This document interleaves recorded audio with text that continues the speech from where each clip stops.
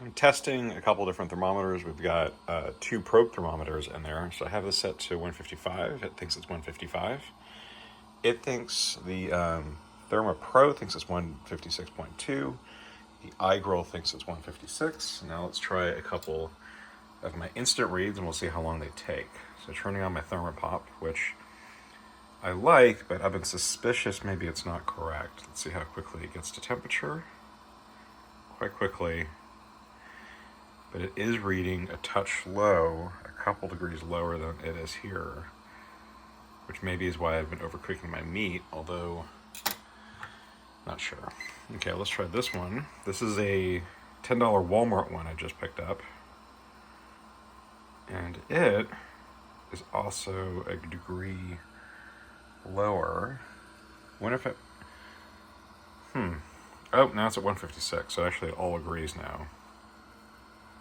Okay. Let's go back to the ThermaPop and see if it gets to 156.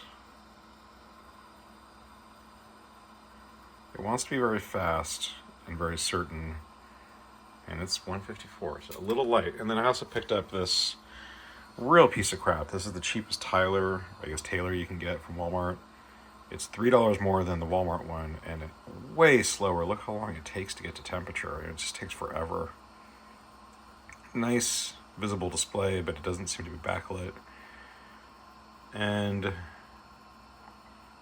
it may be more accurate, because it does have this half percentage point.